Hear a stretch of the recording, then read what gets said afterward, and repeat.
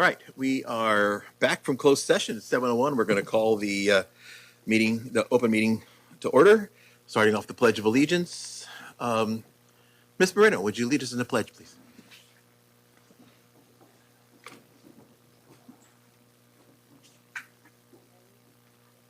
I pledge allegiance to the flag of the United States of America and to the republic for which it stands, one nation, under God, indivisible, with liberty and justice for all. Thank you. All right, item number 4, approval of the agenda. I know that we have one change that I know of. We are going to pull item E, the bid award for the Volta modernization and site work upgrade. So that item is pulled and will not be discussed tonight. Dr. Marshall, are there anything else? No further changes. No further changes. All right, thank you. With that, need a motion to approve the agenda as amended. Second. Got a motion by Member Smith, seconded by Member Gattuso to approve the agenda as amended. All those in favor? Aye. Opposed? And it is carried. If there's anybody that would like to have an item placed on the agenda of a board meeting, you may do so by notifying the superintendent at least 2 weeks prior to a regular, a regularly scheduled board meeting. And if that item is within the purview of the board, it will be considered for a future agenda item. If there's anybody here tonight that wishes to speak on any item that is on tonight's agenda, you may do so when that item comes before us. Approach the podium, identify yourself, and you'll be recognized to speak. You'll have 3 minutes to speak. If there are multiple speakers on that same agenda item, there'll be a total of 20 minutes of public comment. If there's anybody here tonight that wishes to address the board on any item that is not on our agenda tonight and is within the board's purview, in a second, I'll ask for you to come up and you'll have 3 minutes to speak on your item. If there are multiple speakers on the same item, that again is limited to 20 minutes for the non-agenda item. And if there's multiple non-agenda items, it'll be 20 minutes for any of those items. So with that, if there's anybody here that wishes to address the board on any item that is not on tonight's agenda, you may do so by stepping forward to the podium.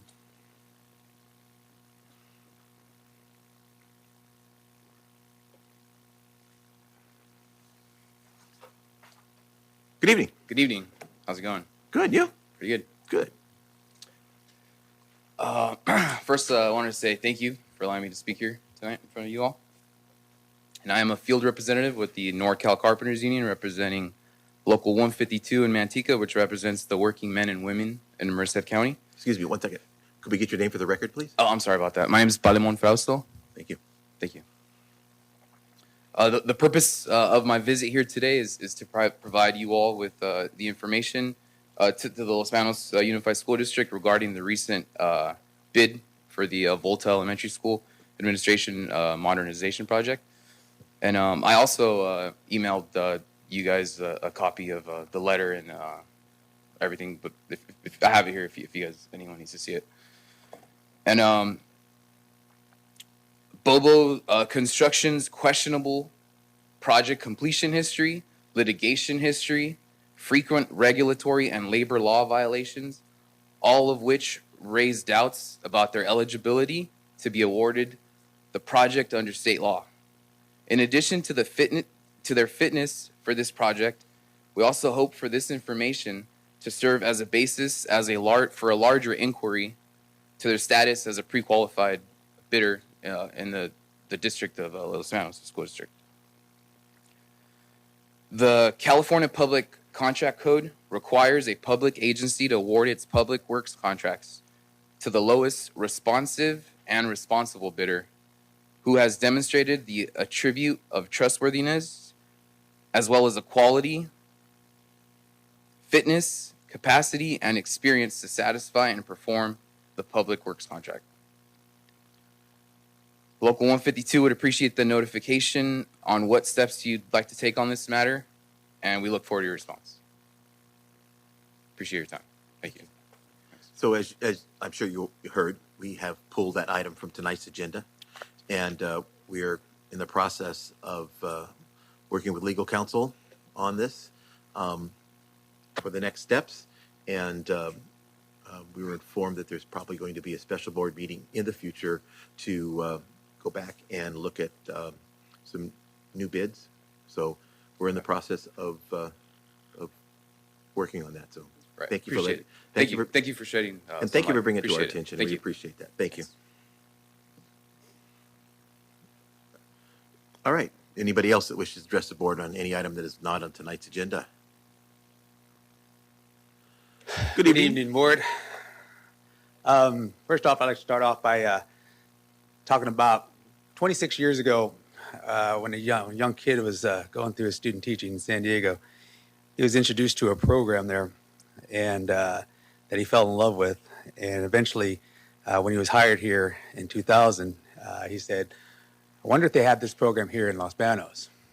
And when I asked about it, that young person was me, when I was asked about it, the counselor at the time told me that they had tried this program before, it had failed, and so we're going to do it. And so I thought to myself, this is the perfect district for this program, and I really think we need to move forward with this.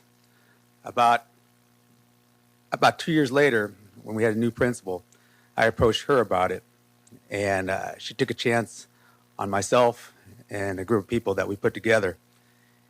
The program is called AVID. You've probably heard of it. AVID stands for Advancement via Individual Determination. This district is a perfect place for this program. This program focuses on taking middle-of-the-road kids, giving them the support that they need from the AVID team, the AVID teacher, the AVID coordinator, and getting them ready for college or life after high school. It usually starts in 6th grade, and it works itself all the way through 12th. And basically, it becomes itself a family. And with the support of the AVID teacher, they learn the skills of the Wicker strategies. I don't know if you've ever heard of the Wicker strategies. They focus on writing, inquiry, collaboration, and reading. And just most recently, they added O for organization.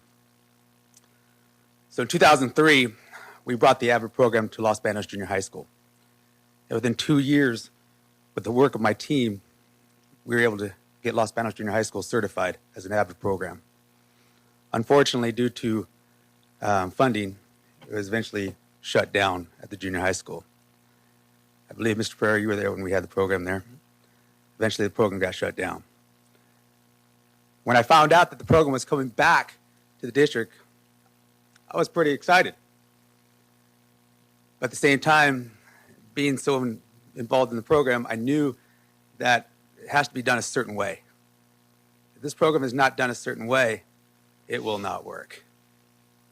And I'm not sure if I know, for instance, the program has already started at Creekside, so much so that our son, my wife and our son, we encouraged him to join the program. He's in the class. He loves the class. The teacher there is fantastic. This morning, I had an opportunity to talk and have a meeting with Creekside's administration. I'd like to thank Mr. Lawrence for taking the time to have that meeting on Google Meets this morning. We had a chance to talk as junior high school, and start to plan this program. And my hope is that this program will thrive once again, but it has to be done the correct way.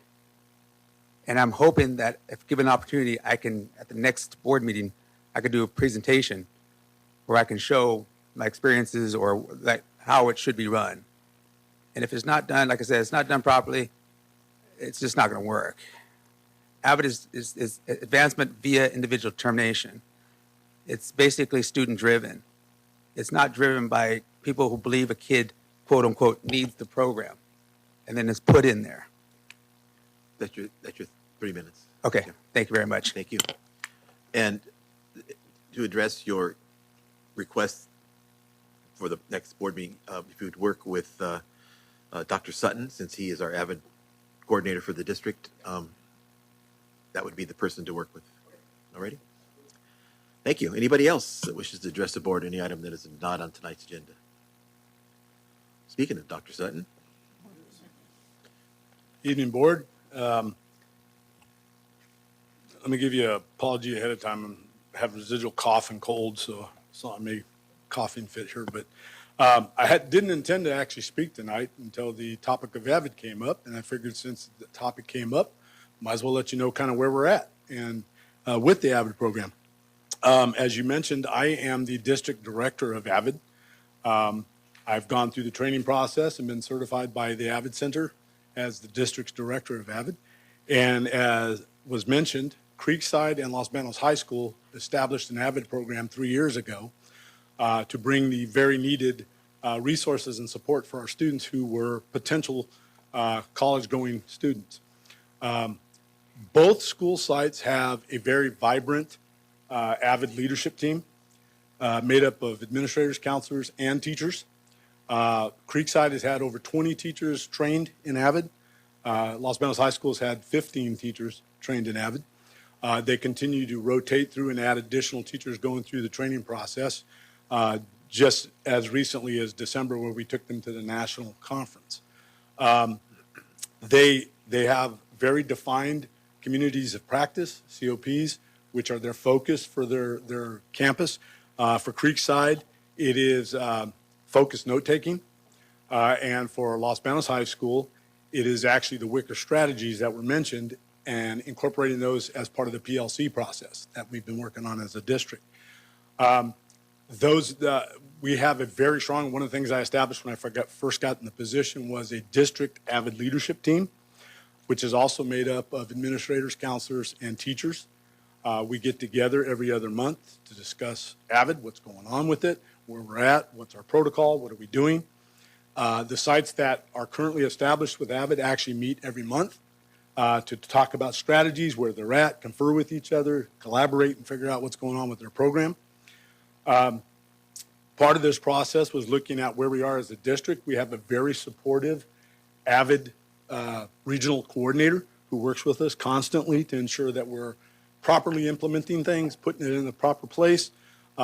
They are currently working every month with Los Banos High School, providing professional development during their staff meetings on AVID so that they can properly do that. And Creekside is far and away above where the other schools are. They're just taking off like nuts. They have actually used the classroom that is at Creekside as a model for other school districts who have come in to see what a proper AVID classroom should look like. you have 10 seconds.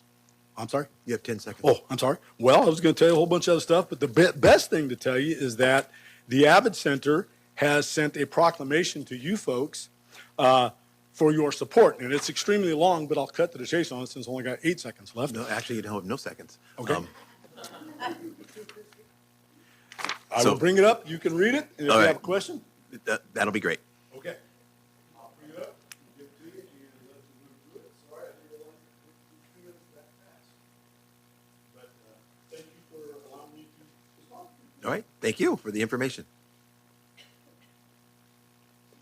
All right. Is there anybody else that wishes to address the board on any item that is not on tonight's agenda?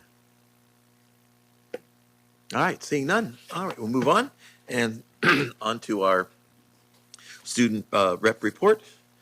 Welcome, Julianne. Hi, good evening, everyone. I'm so glad to be here, and my name is Julianne Gergen, the school board representative from Los Banos High School. I'm going to start off with Pacheco High School's ASB report. Pacheco High School ASB held Winter Homecoming 2025 Destination Vacation.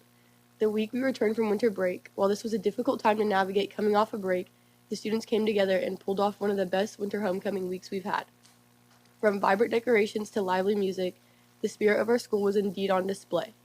The gym was transformed into an international airport with tropical Hawaii destination, palm trees, and beach vibes, the blues and whites of Greece and the nightlife of New York City, and the icy hills of Norway.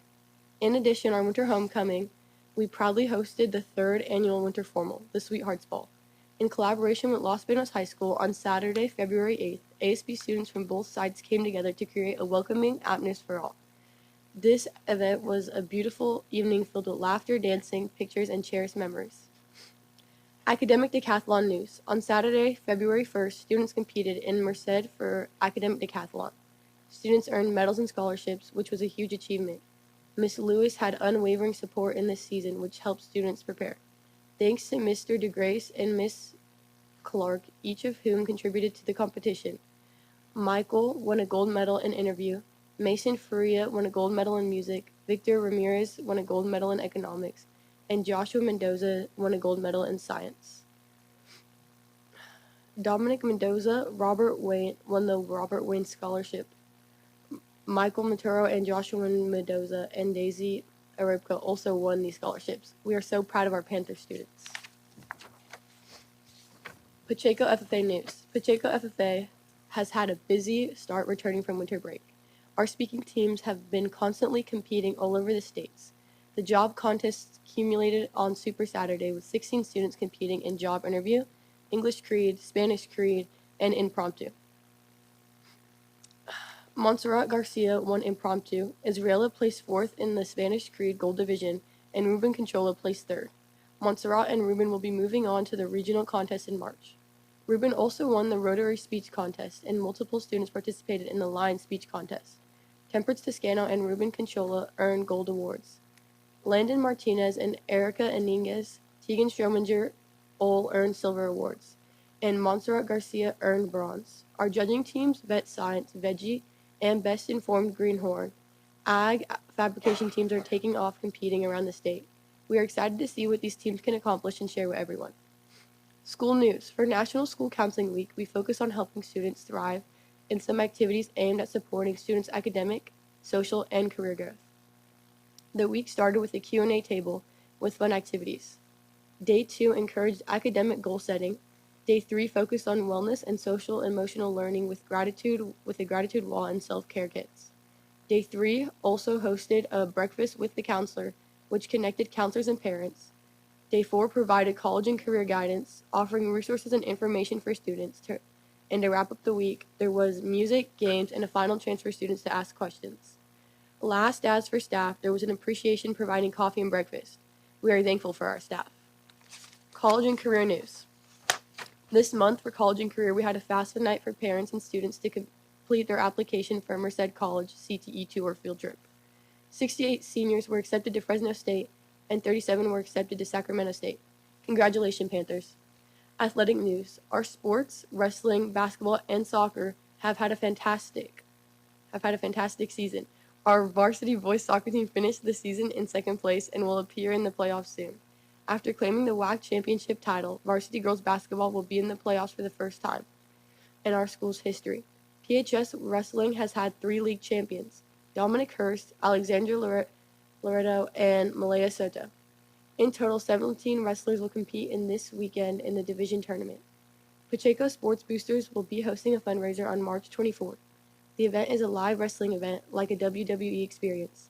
Tickets are $20, and for more information, you can contact Charlie Pikus, our athletic director. Stay tuned for more exciting events coming up this semester.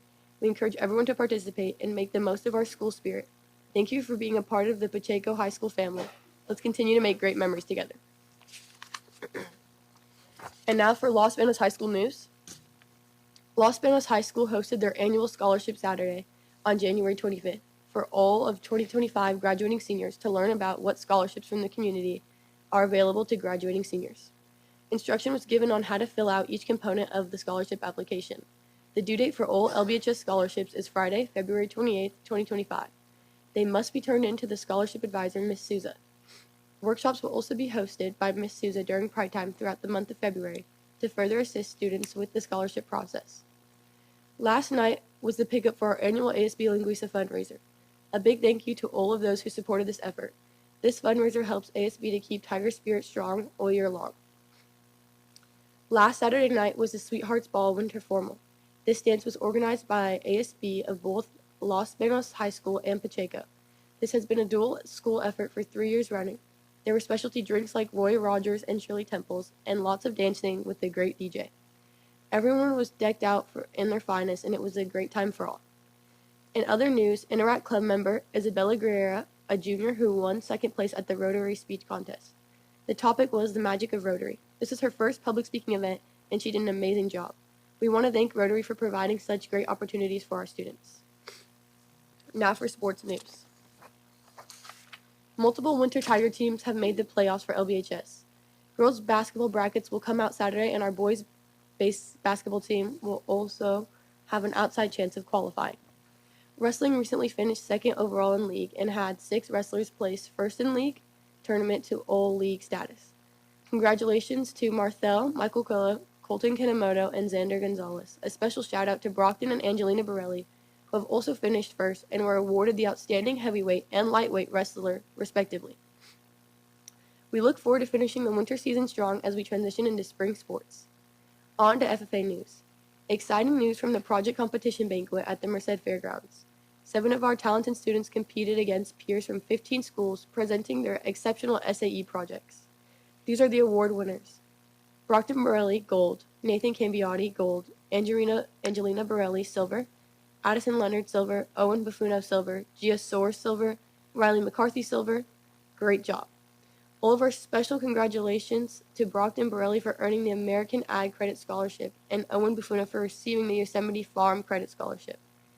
Thank you to all who helped make this event such a success. Next week on Tuesday, February 18th, we will have the LBHS FFA Sweetheart Dinner at 6 p.m., where this year's FFA Sweetheart will be announced. Dinner tickets will be sold on the LBHS web store.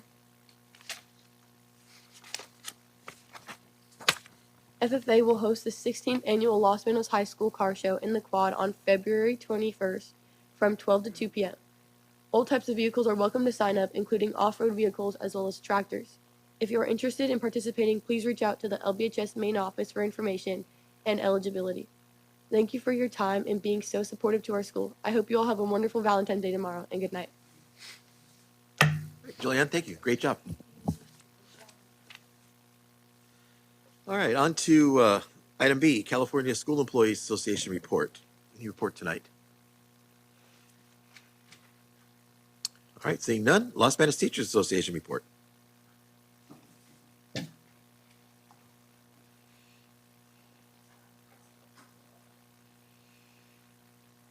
Hello, Jen.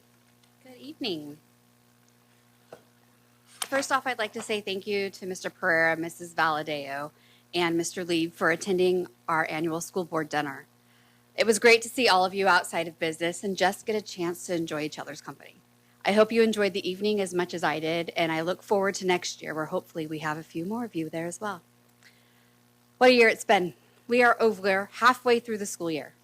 This is always a good time to reflect on what we've done and where we want to go. As an association, we took a survey of our members recently. We asked about what was going well at sites, what needed improvement, how we as an association can help them and help improve conditions for our members and students, and what kinds of trainings they would like to see. On the positive side, we found that our members are very interested in learning about retirement and would enjoy more trainings that were offered virtually. In contrast, we learned that many of our members are frustrated with discipline at their sites and communication from the district overall.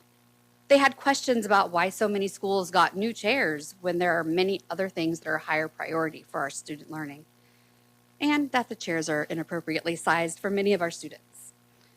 They felt that PLCs are effective when teachers are given the opportunity to collaborate and share ideas rather than sit through yet another training. Many feel that the district and site decisions are not communicated to them in an efficient manner. What we used to traditionally call a staff meeting, where people got together to talk about what's happening at school sites, highlight events and happenings that are coming up, and sharing successes and challenges, have turned into yet more trainings.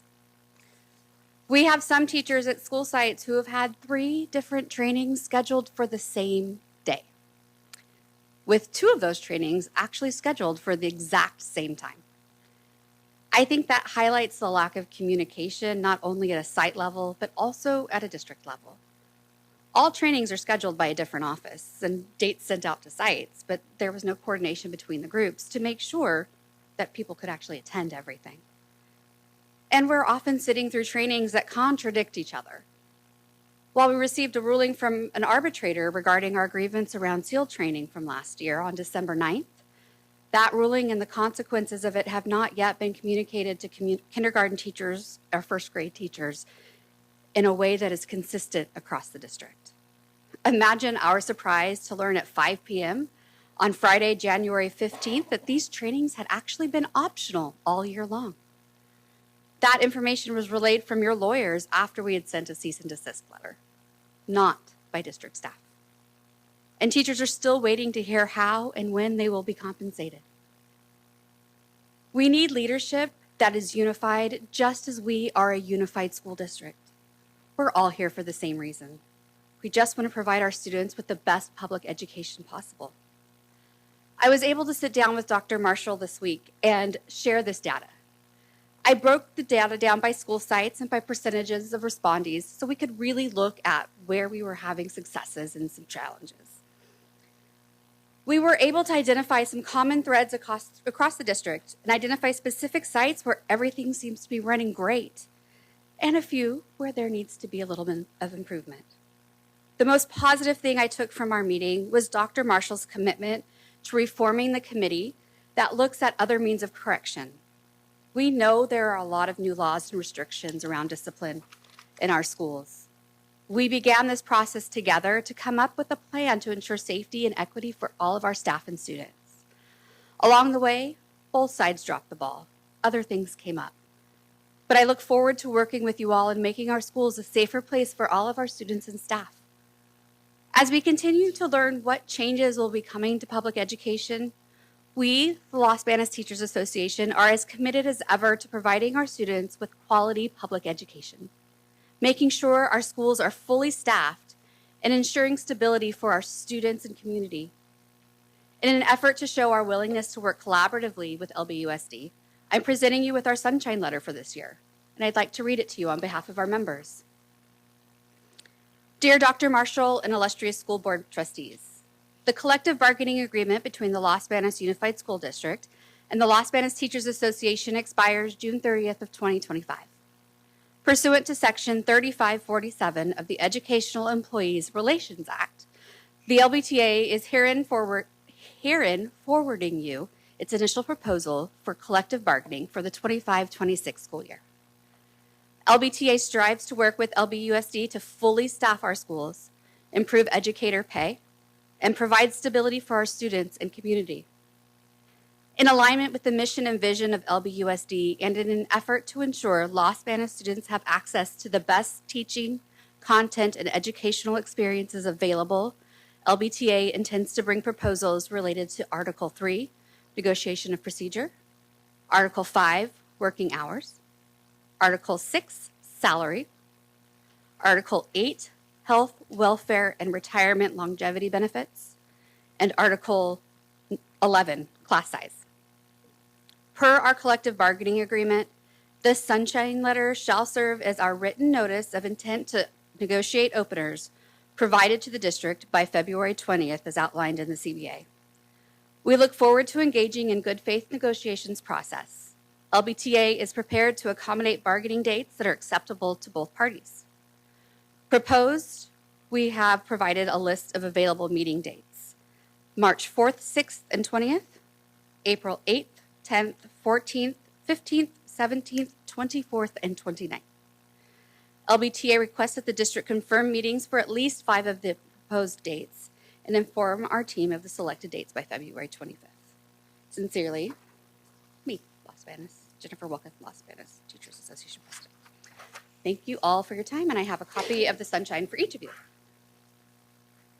Thank you, Jennifer.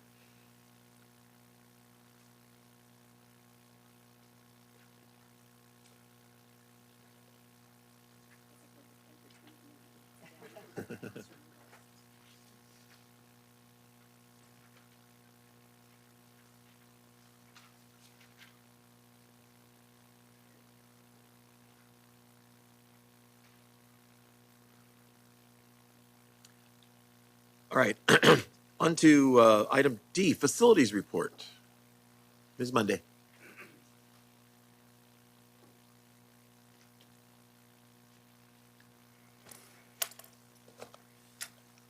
Good evening, board members, Board President Pereira, Dr. Marshall, and Executive Cabinet. My name is Sherry Monday. I'm here to do the facilities report for February 2025. I found some very fun old pictures online of some of our sites. I love the one on the left there.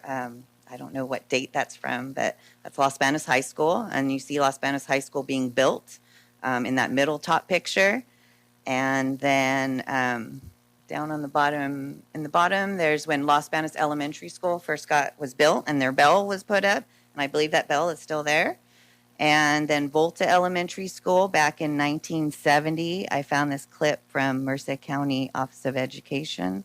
And then they also referenced on there the original school building, which I have a picture there. So I thought that was kind of fun and different than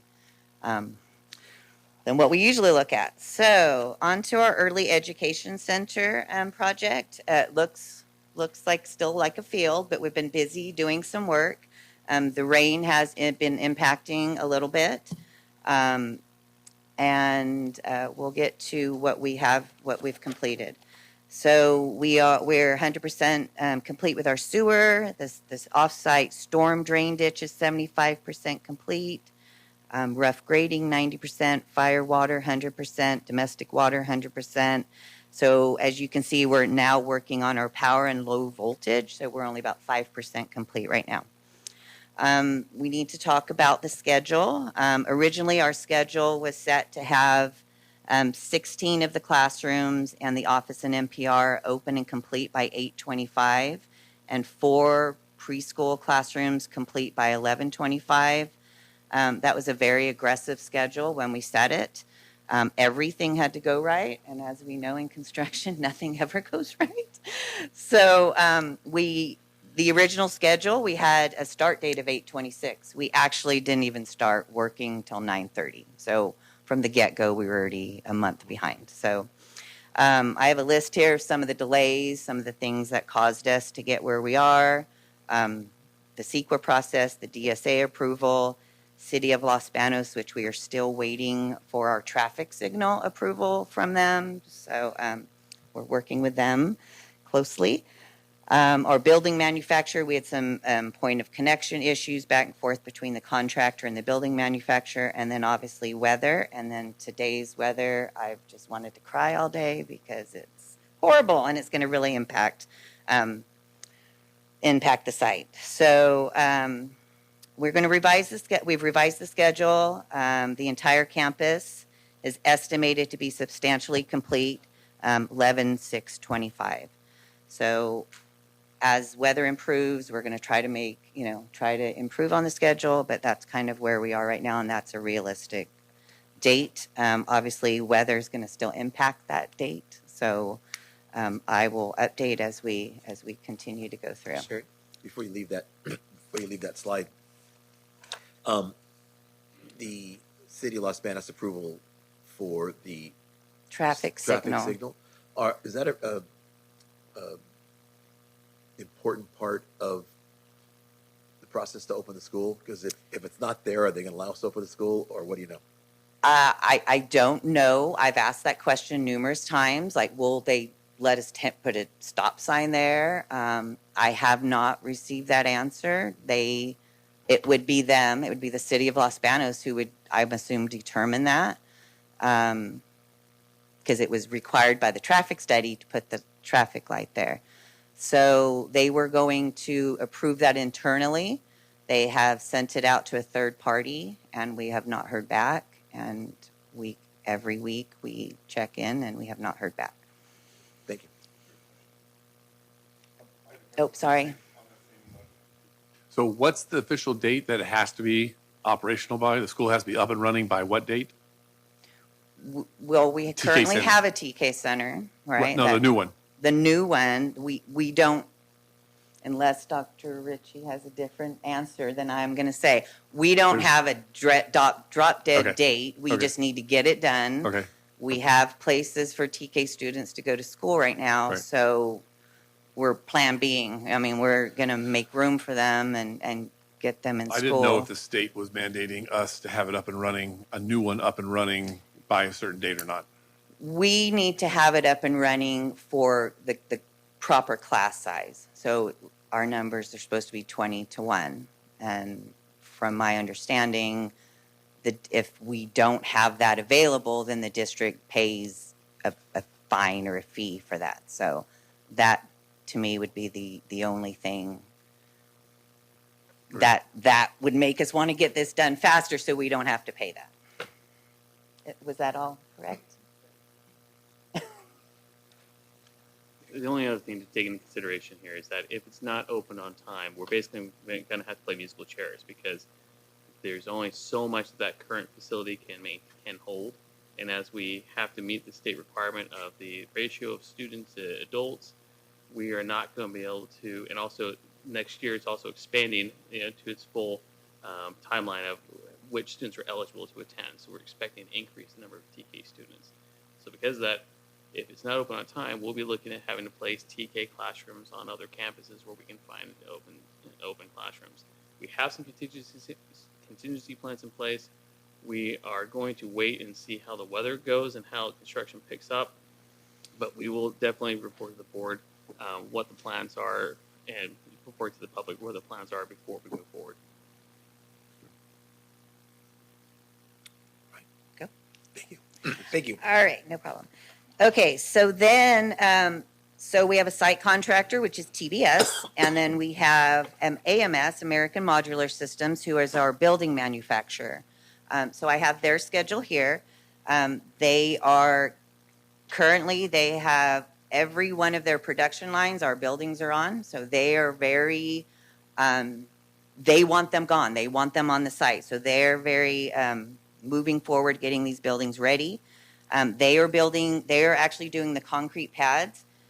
They've done the excavation for 2 of the buildings. They're going to come on Tuesday, weather permitting. They will start forming up to pour the concrete.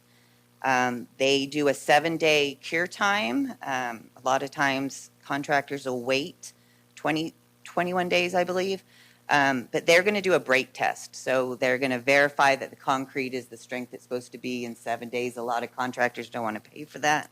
So they're going to pay that so they can continue to keep moving, bring in the buildings. And all of this is tentative on the weather. So, and then the picture on the right here, Hillmar Elementary School just did a project with AMS, with TBS, and it is a TK through 2nd grade campus. So basically doing the same thing we're doing. And here's a picture of their finished product. And it's going to, this looks like maybe their office building. And it's going to be very similar looking to that. So I just wanted to kind of give you an example. It's hard to see from renderings and stuff. So that's an actual building we could actually go look at if we wanted to. So that's the TK Center. So Los Banos Junior High new walk-in freezer project. So the picture up in the left is where we were on December 30th. And now on the right-hand corner, we have a freezer there. All we have left to do is do the electrical tie-in, the health department walk. Once we tie into the electrical, we got to get it down to temperature. Then we'll have the health department come out and do our punch walk, and then they'll be able to use that. So Volta Modernization Project. This is an upcoming project. We're going to be starting the bidding process next week. We heard that this was going to be awarded tonight, but now we have shifted gears and restarted the bidding process. This job is supposed to start in March, go through August of 2025. These pictures here are why we're having to do this work. If you can see in the right-hand picture, you can see literally the outside sky, or the outside light coming in through the wall. So, and then down in the left-hand side, on the bottom pictures, that is how the administration office had to get temporarily cooled this last summer. So they've had to put a unit on the floor. They had to put ductwork all the way spanning through the office all the way over to the admin office. So this area needs a lot of attention. It needs HVAC. It needs, we had some mold abatement we did in there. If you see in the top middle picture how that concrete slants back towards the building, it's very slight, but it does. And that's what's caused this problem year after year after year. So it basically just finally failed, and we need to get this fixed. This project, we will be able to apply for Prop 2 funds under this project. This school site has $3.8 million in eligibility, so we would get 60% of this project back. Here's some additional information about the project. We're going to create secure point of entry. They're having an actual nurses area created. Right now, they just have some partition walls. We're going to open up that space, so all three of those buildings, you can walk from one to the other. That's going to be more efficient for their operations. And they're going to have infrastructure upgrades. The middle area is the new parking lot, not the one that is already paved, but the gravel one. We're going to be paving that. Their existing parking lot has 46 stalls, and their new parking lot will have 65 stalls. So that will get a lot of that traffic off of that Ingomar grade there, which when parents dropping and picking up. And then that will also include 4 EV charging stations, and those are Title 24 required. And then the fun part of the project is on the right-hand side is Volta had their original bell, and they had the high school refurbish that bell for them. And the pedal stool that it originally sat on had rotted away, so they couldn't use that anymore.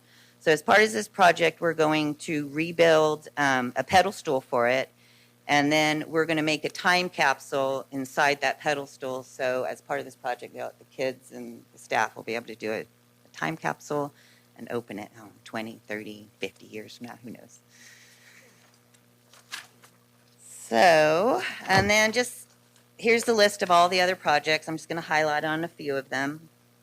The one I'm very excited about is the certification of the Los Banos Junior High School. So I don't know if I've mentioned it. I'm sure that was never closed out from the original build. We got that closed out finally. And because that got closed out, we are now able to do the Los Banos Junior High Fire Suppression System project, and DSA is now working on actually approving our fire alarm project. So, and then Miano new restroom, that architect agreement and building purchase is on tonight's agenda. We're going to start the design phase of that. And the LED lighting project, the contractor is procuring materials, and we will be starting April 1st first at Los Banos Junior High, then we'll be going to Creekside. And and then we're working on our facilities master plan, and responses for that are due on 2/28. So we would be bringing a recommendation back for the board. And any questions or comments? Questions? There's a lot going on. That was a lot. Yes. Well, that was great information. Thank you very much. Thank you. Dr. Marshall, your report. Okay, give us 1 second and go. Oh, it's up. Perfect. All right, so here's my report for February. I'm going to put a lot of stuff happening.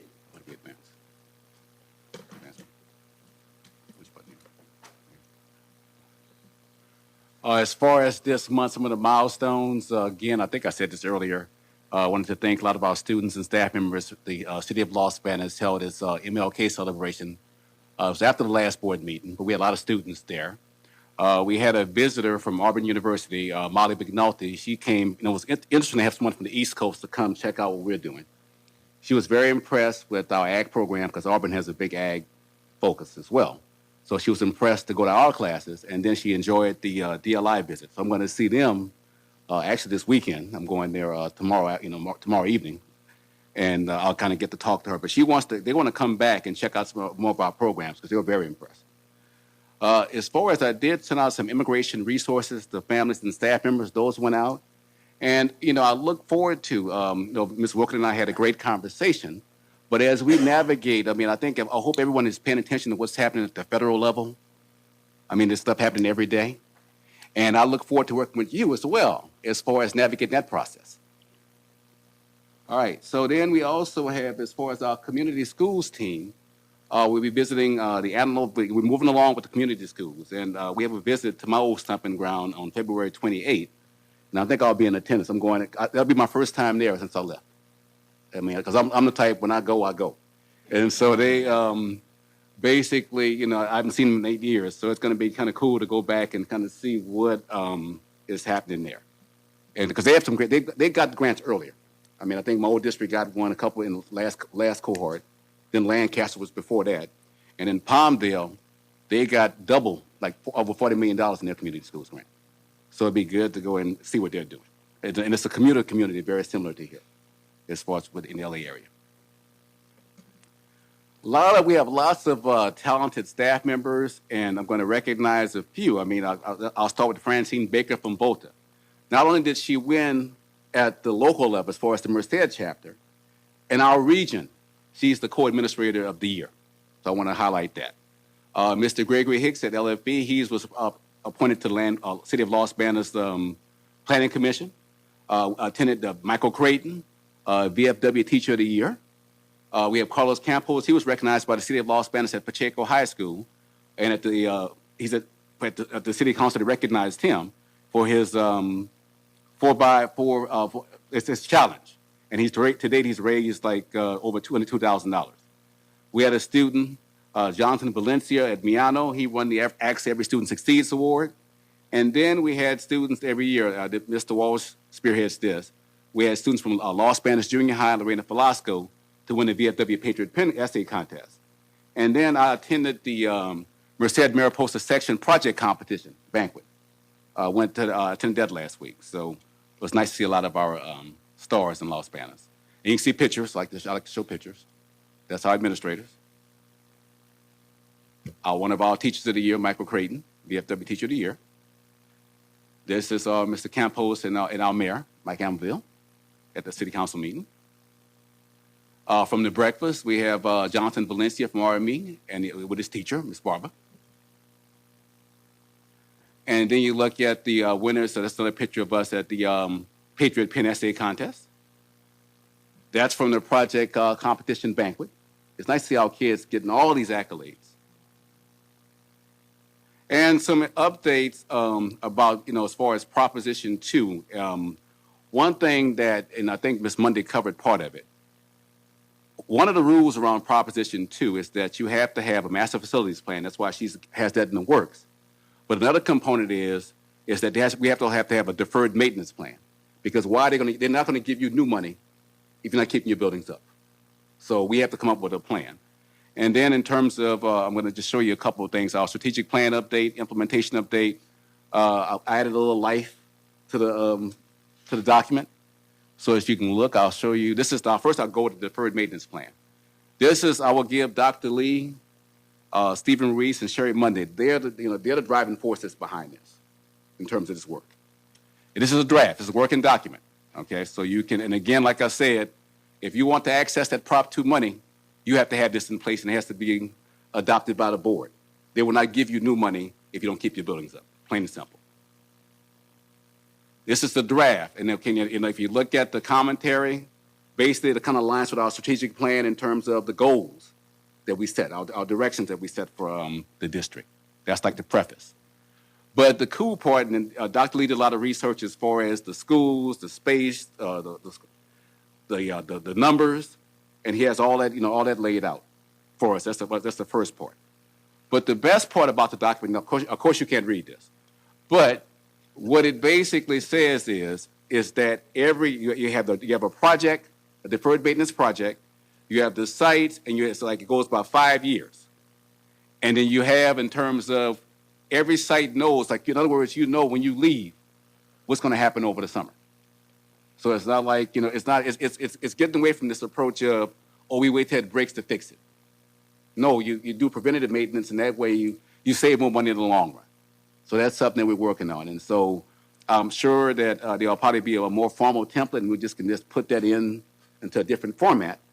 But that is something that we're working on because it's a very competitive process to get that Prop 2 money. And if districts don't have those things adopted, they just won't give you the money. So it's that simple. And if you look at our strategic plan update, that's much, a lot more life to it. Now it looks like, in terms of when you go to different districts, as far as putting a little life, a little color, a lot of our school colors and such to that. So, but again, to close, I encourage everyone to pay attention to what's happening nationally in terms of immigration. look especially around what's happening with public education. And again, as I talked about, I look forward to having those discussions as the process develops. Thank you. Thank you. On item F, board member reports. Let's start with Mr. Lieb tonight. Okay. So welcome. I got a few things here. I attended the girls basketball game at Pacheco High last night. They were down by 14 or 20 points, 22 at halftime, and it looked pretty bad. I've covered a lot of basketball games, so wasn't very hopeful. But congratulations to their coach, Trent Taylor, and the girls' commitment. They came back in the second half to win the game. It was incredible, and it's the first time they've received a WAC championship for girls basketball, and the celebration afterwards with the squirting of the water bottles on the coach, and they did something else that I thought was really nice. They brought out all of the old jerseys that they've had stored, and they lined all these little kids up, these future Pacheco Panther kids, and the girls sat at a table and they autographed all these jerseys. So each kid got their own autographed jersey. So that's pretty special. They'll be able to take that home. And the other thing is I'm looking forward to March 8th. The City of Los Banos is partnering with Ray Walton to put on a Pathways to Change Communities Conference for teens at the Community Center from 11 to 1.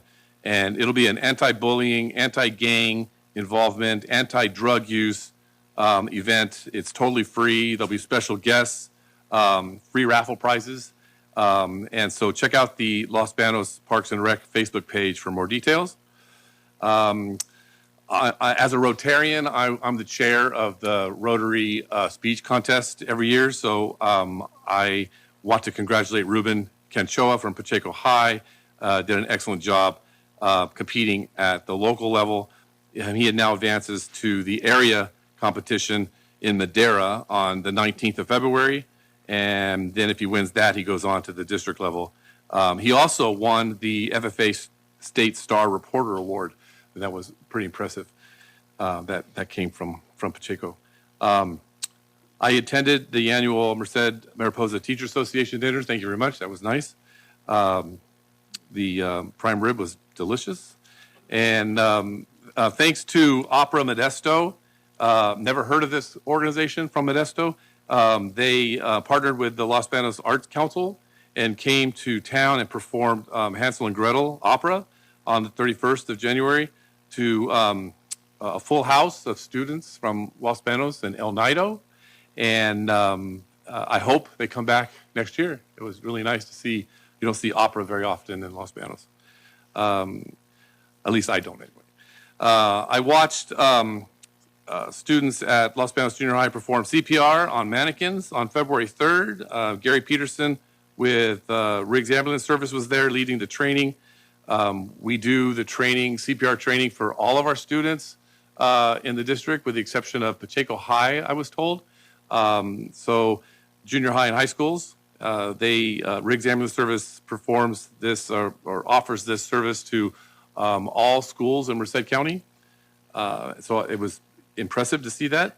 Diolinda Brazil, the principal, actually performed CPR on a mannequin, and it was nice to see her be involved. And finally, I look forward to the March 7th Arbor Day celebration at Meadowlands Basin Park on Creekside Drive, and seeing all the smiling faces every year when they received their awards for their essays and their drawings. And it's been a busy month. And that's my report. Thank you. All right. Thank you. Mr. Castro. I have no report at this time. Thank you. No report. Ms. Smith. Well, I also want to congratulate Pacheco's girls basketball team. Trent Taylor, the new coach this year, has taken the girls to a level they've never been before. And I just want to say thank you to him for exposing them to different tournaments and developing their relationship with each other, developing their skills.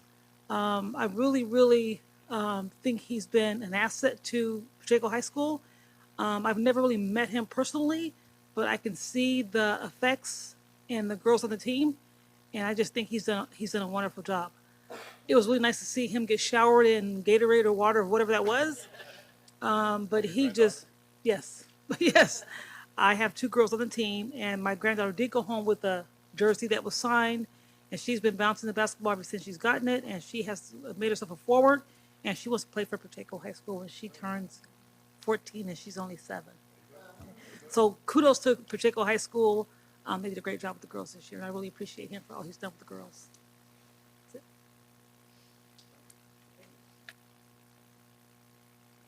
Yes, I just want to thank the Los Banos Teachers Association for the dinner.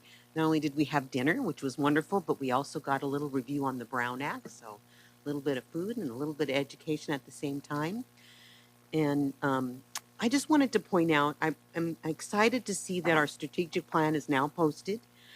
I have this pet peeve over when we spend all this time developing something, is it going to actually be used? So I try to make it a point up here to talk about how it is being used, because I'm very excited now that it's there and we're trying to make decisions based on this strategic plan. And the number one is all Los Banos students will have equal access to a physically safe environment with social emotional support. And today I was at LFE reading to a first grade classroom, and when we talk about a safe environment, it's just not just the doors and, the things are locked and we're walking through, metal detectors. It's all about really, how do those kids feel when they're in a classroom every day? Do they feel safe? Do they feel welcomed? And I just have to thank teachers. This first grade classroom, those kids were so sweet and so nice and so respectful that it gave me hope that out there, that not only parents are doing a great job of teaching their kids how to be respectful little adults, but the teacher also created an environment in that classroom where the kids felt safe enough to listen to a story and respond respectfully. Also was at the junior high school doing Marcus Aurelius of all things, and it's such a deep topic, and those students in that class have such deep conversations that I know in the future, we're going to have some students that are going to do a good job in our world with respect for our world too. So thank you. I just want to say thank you for, also this, I love this. Thank you, you guys, for the cute little gift. This is really awesome. The little tiger on the top. I don't know who did that. I think it was the district, right? Los Banos High School. So yeah, I thought that was a really neat little notebook. Thank you.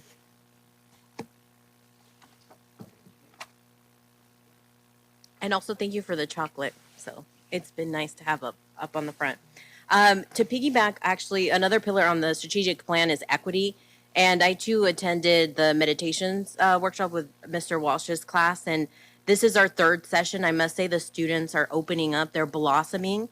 So that is just my small interaction with them. I can't imagine everything and all the progress they've been making during this academic year. I wrote down one of the students and what they mentioned that just warmed my heart, which was, why wait for tomorrow to be good?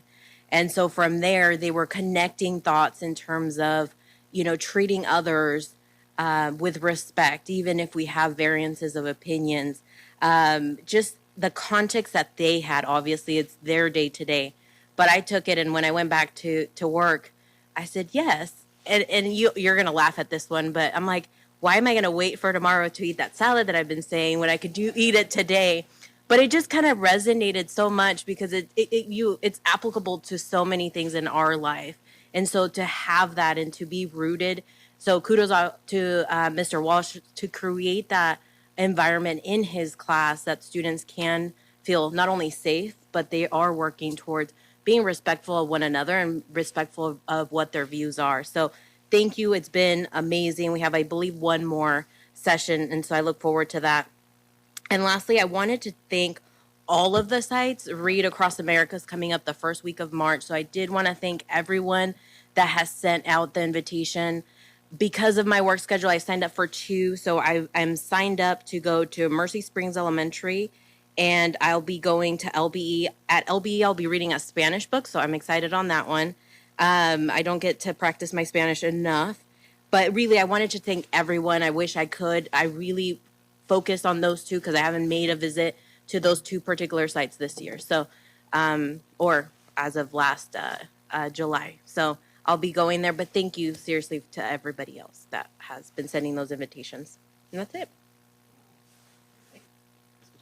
Yes, and I'm going to piggyback on that as well. Thank you for the invitations for Read Across America. Boy, trying to fit every school in that week has been a little crazy, but I'm going to do what I can do to get to all the schools that have invited me.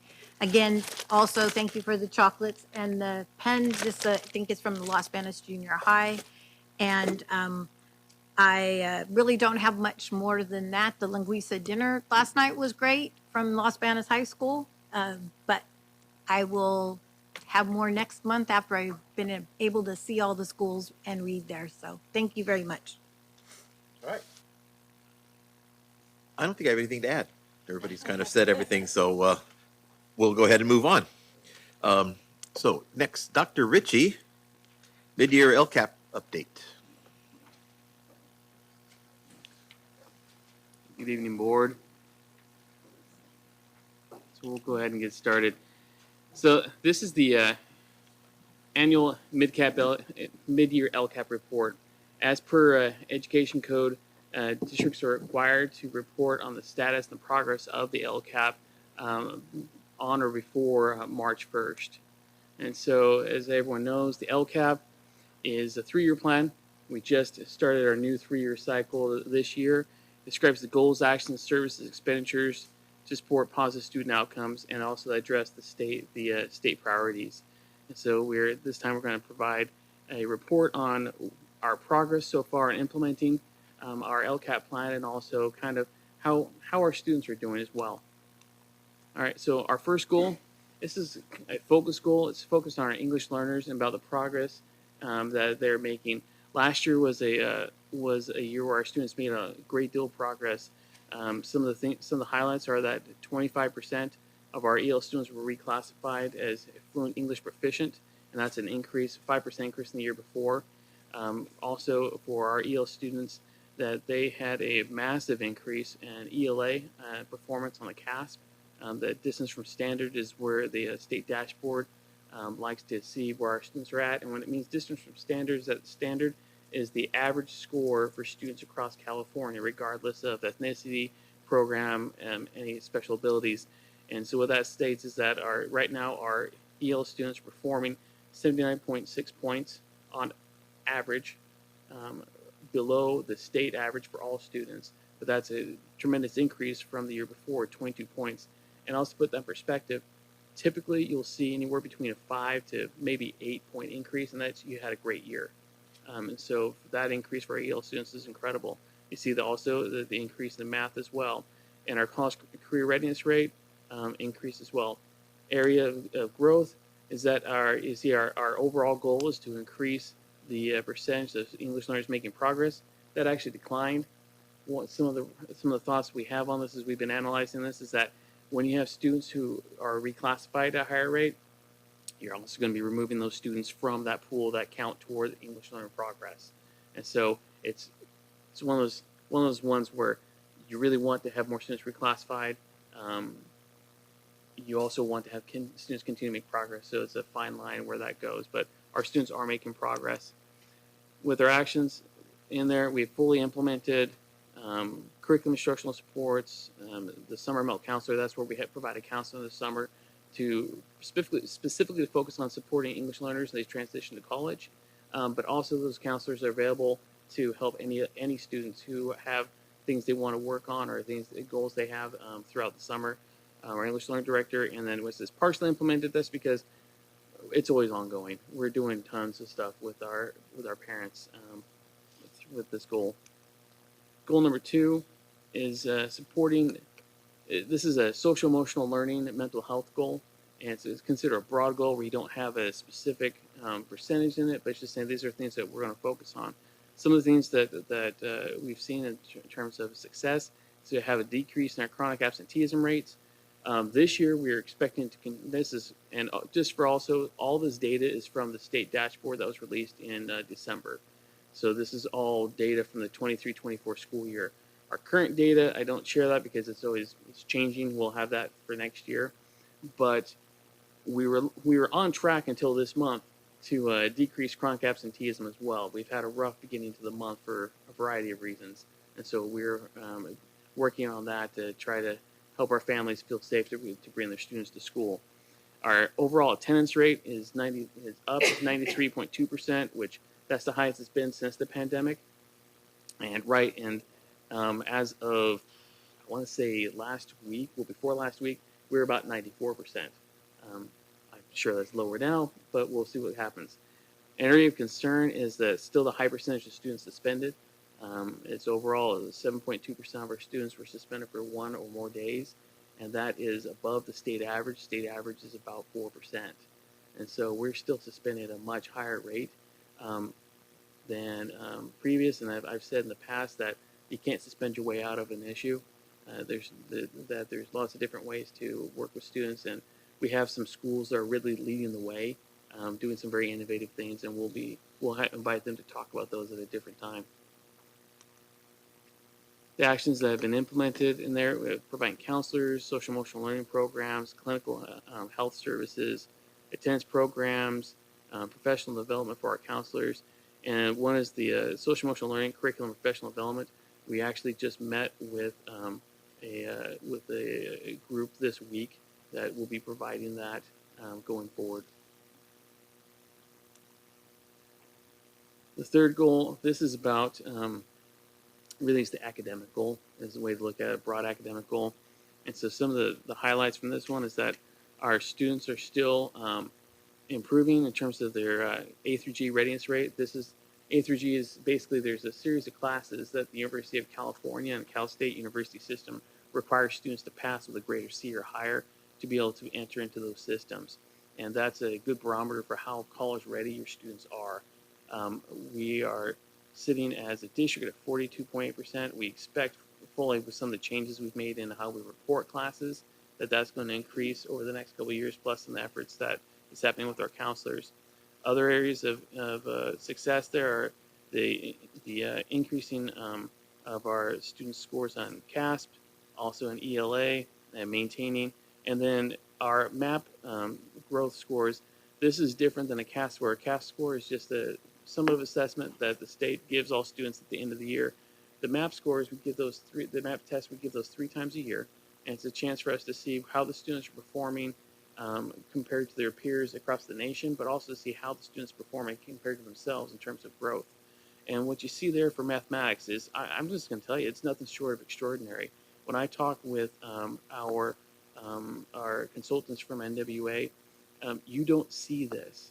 And what that score there is representing is that from fall to winter, we give the assessment in August, the beginning of the year, and then in winter, we give it in December. This is measuring students' growth or expected growth as determined by their score on the MAP assessment over that period of time. And so what that says is that in 2nd, 3rd, 9th, and 11th grade, our students' growth compared to their peers across the nation was the 99th percentile, which is remarkable. And you see there, 8th grade was 83%, 6th grade is 93%. So in mathematics, they are just doing tremendously. Questions? So I can't remember, is the first MAP test of the year on the grade that they're in, it's like so of course that would probably be lower, the first one, versus the second time they. MAP is different in that it's a computer adaptive test, and it's not really a grade level. You can do grade level equivalencies. There's ways to kind of find some charts and say, well, typical grade level, they're going to score here. But what it is a continuum of I guess the best way to put it is continuum of knowledge, so that a student can score a 202 in the 2nd grade, and they're considered 90th percentile achievement. They score a 202 in the 11th grade, well, they're having some issues. And so those scores is really just about what knowledge or where their understanding is of typical, with reading and mathematics, typical knowledge at that point. And so they give a quantifiable scale, it's called a RIT score. With this is saying is that RIT score the students achieved in fall and the expected growth that they would have had in the assessment in winter, that compared to their peers, they're the 99th percentile in terms of growth in mathematics. And so our students, while they're still, I didn't put the achievement one on there, the achievement one is going to be much different. And so they're still far below where we want them to be, but the students are growing at an accelerated pace that you just don't really see. And so we're seeing, like I said, tremendous amount of growth on that. In reading, not quite as rosy. You see in second grade, we had 55% of our students, or the students on average score in the 55th percentile in terms of growth. Third grade, not 2%. Sixth grade, 8%. Eighth grade, 2%. And then in ninth grade and 11th grade, 50 and 88%. So we have a focus on reading and literacy, and we see that the growth here is not at all where we want it to be. However, in looking at, this is our third year giving MAP assessments and having really viable growth data from it. The fall, the winter, I don't know what the issue is, but we've struggled historically the last 3 years with that growth. However, we see much more growth by the end of the year at the fall to spring growth scores. So we'll be keeping an eye on that, and we've had some discussions with the principals to talk with the grade level PLC teams and see kind of what are they seeing. Mm-hmm. Yes. So does this test then follow them? Like you say, it's adaptive. So when they take it in second grade, when they take it in third grade, it's going to start where they left off and then grow from there. Is that how the growth is measured? It takes into account, think of it like this, it takes into account where they were. So they have see if they take it in second grade, and so the end of second grade, they come in third grade, they're taking the first, the first month in third grade. It's going to take the RIT score that they ended the year with, and it's going to provide questions right around that RIT score range. And then based on whether they get it right or whether they get, they don't get it right, it will adjust the level of the question until it finds that sweet spot to where it'll say, okay, here's more or less where they're at, and it'll give them a new RIT score overall. And so it does that both in mathematics and in reading. And realize that that's good, because then it follows them every year. It is. That's one of the reasons why we chose to go with this, because not only is it norm referenced, I mean, there's over 12 million students that this is norm referenced with, but it provides a real easy way to discuss where students are at and where we expect them to be at, and also to track their growth over time. And so we can see individually how the students are doing, but also track as a district, what are some of the issues that we have that we need to improve on? What are some of the things that we're doing really well, and where do we need to replicate some of the services or some of the actions that are being provided at different schools? Some of the actions that are in goal number 3, curriculum assessment, PLCs, our coordinator of data assessment accountability, elementary music teachers, tutoring services. Those are all things that have been fully implemented. Things that are partially implemented is professional learning for mathematics, support for instruction, and visual performing arts equipment. And then things that are planned is we have money set aside in the LCAP for high stakes assessments. When California can put their hiatus on using the SAT. For example, we don't have as many students that want to take the SAT because it's not being used to get into UCs and CSUs, and that's where the majority of our students go. Some students still plan to go on the ACT, taking the ACT and whatnot, and so as long as they do it through the school, we can go ahead and set that up for them and take care of that. Also, summer learning programs, it's planned, it'll be happening, but at this point, it's not yet implemented. So are the music teachers basically banned? At elementary, it's both. It's a little bit. It depends on the level. So they're teaching. They teach music, or they're teaching instruments at the upper grades and lower grades. It's a bit different. Mr. Salersby is the one taking the point on this, so I can't. I didn't think we had any. That's why I was asking. We've got them. They're split between sites. We no longer have the junior high school teachers pushing down the elementary. We have band teachers at the elementary who are full-time working just with elementary students. We'd like to add more, but as you know, we'd like to do a lot of stuff. Fourth goal is a maintenance goal. This is kind of, I always call this the keeping the lights on goal. It's the one that just kind of covers just about everything. And so some of the Areas of success here is that our graduation rate still remains high. We're well above the state average in California for the percentage of students in our district who graduate. Our EL graduation rate, and the fact that we're almost at 90% is remarkable. The EL graduation rate is far lower in the state of California than our district. You see the massive increase in the number of students who are program completers. This came about in no small part to the work that Ms. Ellington has done since she came as our coordinator of assessment accountability. She's been cleaning up a lot of our data, and we've talked about when you have bad data going in, you're going to have bad data coming out. And so she cleaned up a lot of the courses. We've always had great courses. We've always had great programs for CTE, especially in ag. Our data has not reflected that in the state because of the codes that the courses were coded with. And so now we're seeing that we had this huge increase of CT program completers. We're going to have even more. You see down below also a dramatic increase in the number of students who are both A through G eligible and are CT program completers. And these are important statistics to look at because this talks about students who are graduating or prepared to. As a program completer, they can enter into a career field with either a certificate or with a licensure to be able to go into work immediately or join a journeyman program. Or you have the students who are A through G and UC eligible. They can have a choice of saying, I want to do vocational or I want to go to college, either one. Just basically no doors closed to them. And that's really what we want for all of our students. Areas of growth, we had 228 parents take part in the LCAP survey last year. We want to have 500. We want to have a more significant amount. And this year we've had a good start since we opened up the LCAP survey this week. Things have been fully implemented. MESA program, we had the LCAP research contract, sixth grade camp. We've been paying for that, and we've had students participate in that. Site health services, school security, STEM labs, and then you see also we have transportation.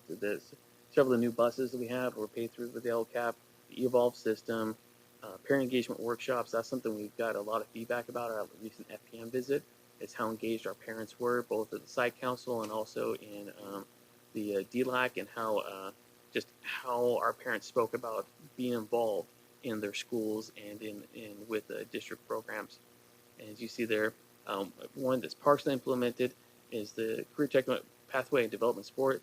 That's when we set aside to help support students participating in FFA or Skills USA or other programs that help develop leadership and are connected to trade or an industry. Now, we used to have 4 goals, and now we have 8.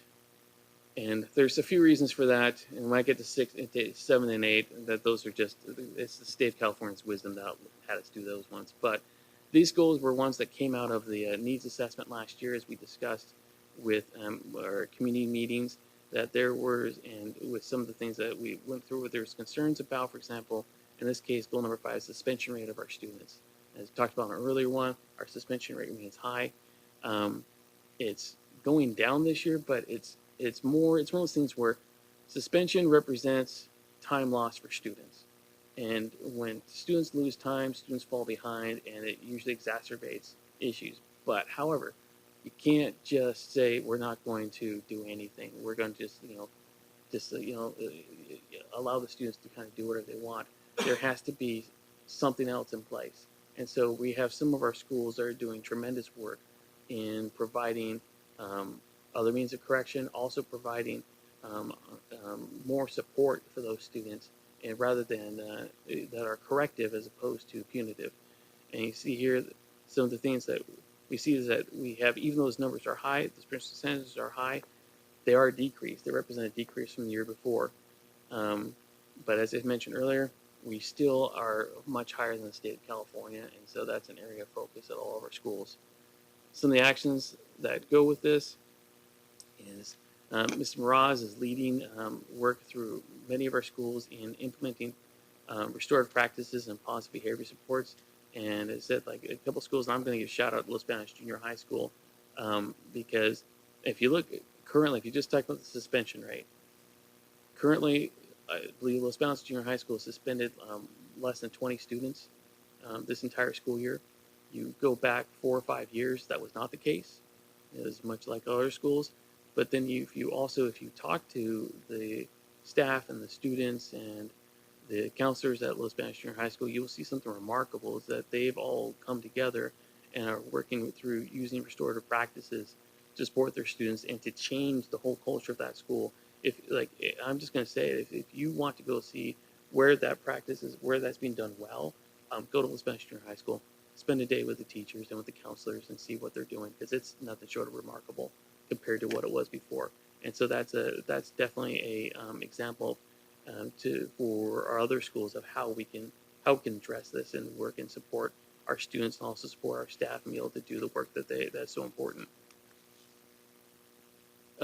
This goal 6, this is our literacy goal. This is our focus on, it comes from our strategic directives of helping our students be able to ensure that they're reading at grade level by 3rd grade and then have high quality instruction and literacy. And so we've seen that there's an increase in our percentage of students who are meeting exceeding standards in English language arts. I mentioned earlier about the MAP growth reading percentile. We've had a couple grades that are doing well and some that aren't doing so well. And with our achievement percentile, there's a difference between growth and achievement. Achievement percentile in reading is not at all where it needs to be. And so that's goes into play of like a lot of the work that we're doing right now is with providing letters training, which is we have over 120 teachers who are participating in this training right now, and it's intense. There is a lot to it. It is no joke.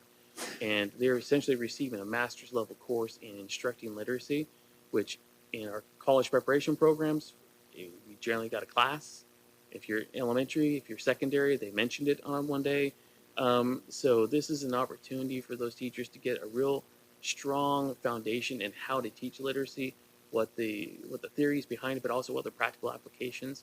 And as we move forward, we fully expect that working with our teachers and their PLC teams and determining what works best on their grade levels, that we are going to see some tremendous changes over the next few years and see some tremendous growth among our students. All right, goals 7 and 8, these are going to be super fast because these are specific to school sites. This is for Crossroads and for San Luis. And what this is the equity multiplier funds. These equity multiplier funds are provided to schools who have high transient populations.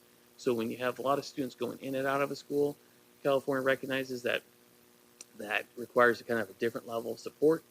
And because there's other needs that those students have that extends beyond typically the academics. And so Crossroads and San Luis receive that. However, these funds, this goes through their site council. They sit and discuss, much like they do with Title I, of how best to utilize these funds. And then they provide all the information to me, and I get to write a goal about it in the LCAP. And so what we're seeing with Crossroads is that they've already started to see some tremendous growth.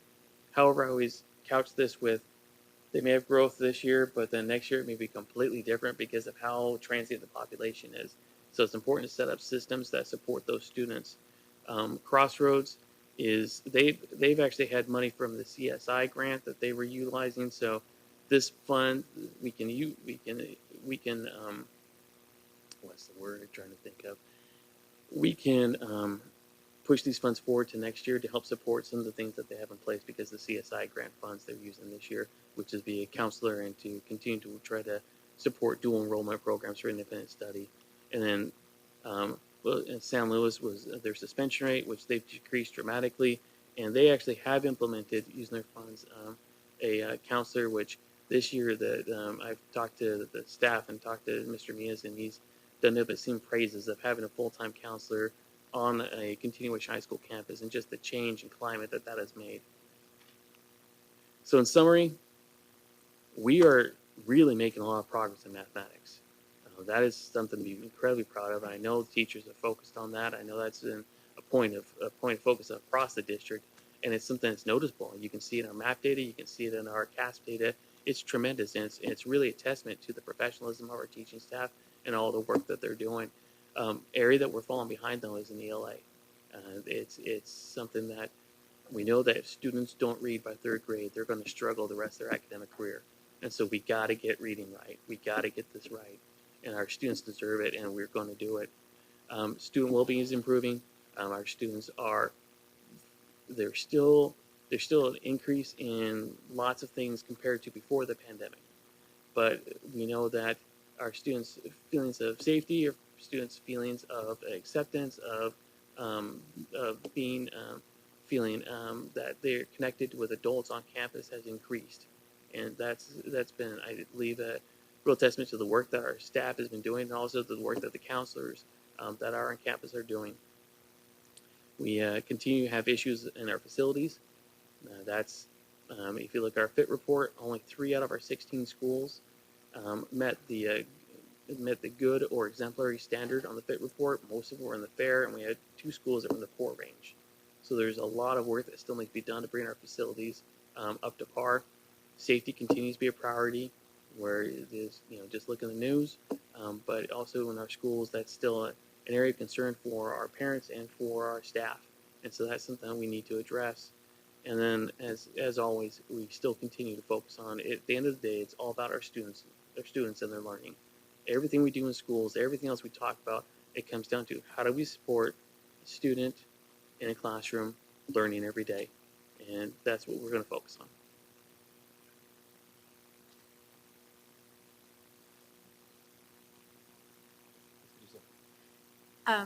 So I've said it before, and I've said it several times. I'm a total advocate for restorative practices. It works. It worked when I was at Valley when I implemented it.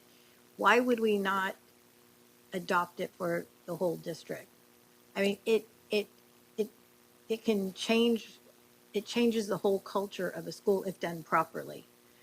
And I don't understand why we're not moving forward with that for all our schools. We are, but I always couch it like this. You can do you can do anything, but you can't do everything. And so you hit the nail on the head when you said earlier, if it's done properly. Like there's some setup, there's some prep, and I understand. I mean, you've lived it. There has to be buy-in. And Absolutely. So you can't just descend on the campus. Like I could come down, and Jen will tell you right now what her reaction would be. I could come down and send an edict, say, hi, everyone, you're doing this. That's going to go over like a wet balloon. It's not really going to do much. Well, but Jen also mentioned about safety for staff and students, and that is, if they could see what it's like at the junior high, it's just something that it's transformative. Absolutely, your suspension rates go down. Yep. Staff and student relationships are built, and everybody feels secure. So I'm just going to say that I'm an advocate for it, and I would like to see it at more schools. Thank you. Any other questions? All right, seeing none, thank you very much. That was a lot of great information. On to item B, budget guidelines and budget assumptions. Ms. Diaz.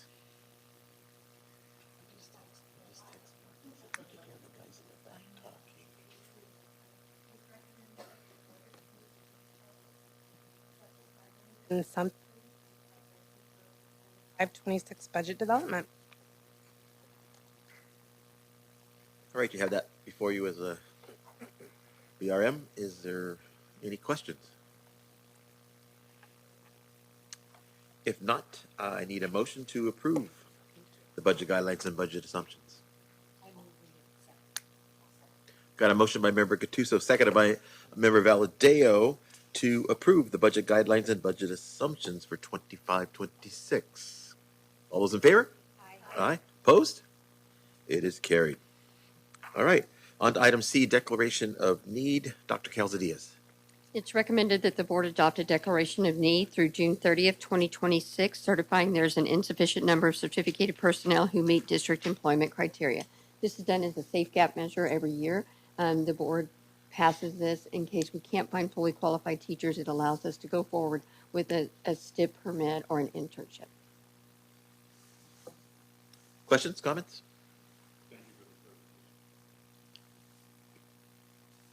He didn't hear you, but I'll turn your mic on now. Yes. Thank you for the clarification. I appreciate the explanation. All right. We got a motion by member Leaf, seconded by member Moran to adopt the declaration of need. All those in favor? Aye. Opposed? It is carried. 100%. Thank you. All right, on to item D, variable term waiver request. Dr. Calzadias. It's recommended that the board approve the variable term waiver request in front of you. Any questions? All right, seeing none, need a motion, please. Got a motion by Member Smith, seconded by Member Gattuso to approve the variable term waiver request. All those in favor? Opposed? And it is carried. Thank you. All right, thank you, Dr. Calzadias. Next item is item E, which we have pulled, so we are not going to discuss that tonight. On to item F, capital projects, notice of completion for the LBE parking lot. Ms. Monday. Good evening again. It is recommended that the board accept as complete the Los Banos Elementary parking lot project and authorize the filing of the notice of completion. Questions? Comments? Questions? All right. And then we're going to get our certified letter, and it'll be closed out.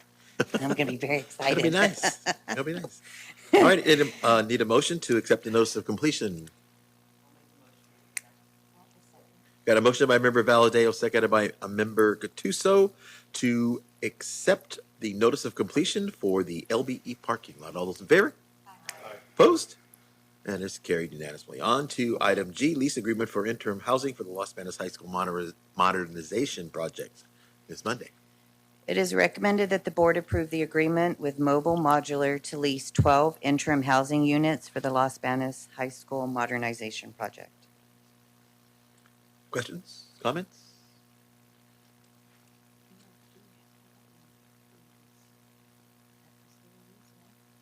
Yeah, but it had to come to the board. Yeah. Yeah. We're just going to go that way. So we need a motion, please. We got a motion by Member Leib, seconded by Member Moran to approve the agreement for interim housing for the Los Banos High School modernization project. All those in favor? Aye. Opposed? It is carried unanimously. On to item H, piggyback purchase for the restroom building at Miano Elementary. It is recommended that the board approve the piggyback purchase of the restroom building for Miano Elementary School from Silver Creek Modular LLC. Questions? Mr. Leib. Just for sake of explaining it to people who don't understand, explain piggyback, please. Piggyback is when the district, another district has already done the bidding process for a project, and then other government agencies are able to piggyback onto that contract and not have to go through the formal bidding process. Thank you. All right. Other questions or comments? Motion, please. We got a motion by Member Smith, seconded by Member Moran to approve the piggyback purchase of the restroom building at Miano Elementary School. All those in favor? Aye. Opposed? And it's carried unanimously. On to item I, amendment number 2 to the Architectural Services Agreement with Teeter Incorporated for the Los Banos High School Modernization Project. Ms. Monday. It is recommended that the board approve amendment number 2 to the Architectural Services Agreement between Teeter Incorporated and Los Banos Unified School District, the Los Banos High School Modernization Project. And this is specifically for the interim housing. Comments, questions? All right, need a motion, please. Got a motion by Member Leib, seconded by Member Gattuso to approve the amendment number 2 to the Architectural Services Agreement with Teeter Incorporated for the Los Banos High School Modernization Project. All those in favor? Aye. Opposed? And it is carried. All right, thank you. Unanimously. Thank you very much. On to item J, Board Policy Updates, first reading, Admin Services. Dr. Lee. It is recommended the board declare its intent to adopt the following mandated updates: BP 3311 and AR 3311, both on bids. All right, any questions, comments? Need a motion, please? Got a motion by Member Valadeo, seconded by Member Gattuso to declare our intent to adopt board policies BP 3311 and AR 3311 for bids. All those in favor? Aye. Opposed? And it is carried. On to item K, board policy updates first, and new and first reading from Ed Services. Ms. Good Moran. evening. It is recommended the Board Trustees declare they intend to adopt the following mandated updates. Administrative Regulation 1312.3, Administrative Regulation 6174, Administrative Regulation 6184, and Board Policy 6184. All right, any questions, comments? Motion, please.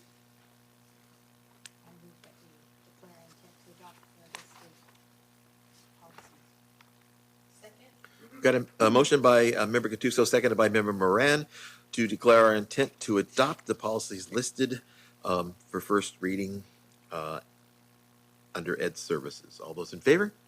Aye. Opposed? And it is carried unanimously. On to item L, the CSBA Delegate Assembly election. So every once in a while, we have an opportunity to vote for our representative to this California School Boards Association Delegate Assembly. And we usually submit our vote for that delegate. And this year, we only have one person running, so it's not a hard decision. So you can either vote for the candidate, which is Mary Worthington, from Delhi, or not vote at all. So that's up to you guys. Let me know what you want to do. All right. We have a motion. We have a motion from Ms. Valadeo to say, let's vote for her. Do we have a second? Whoever she is. I guess I second. All right, so we have a motion by Valadeo, seconded by Ms. Gattuso, to cast our vote for Mary Worthington from Delhi Unified School District for the California School Boards Association Delegate Assembly. All those in favor? Aye. Opposed? And it's carried. 100% there. On to item X, consent calendar. Are there any pools?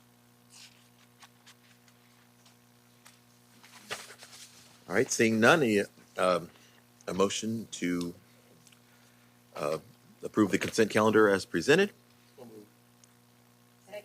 We got a motion by Member Leave, seconded by, which one? Ms. Moran, to approve the consent calendar as listed, and that is a roll call vote. Tina, please. Mr. Castro?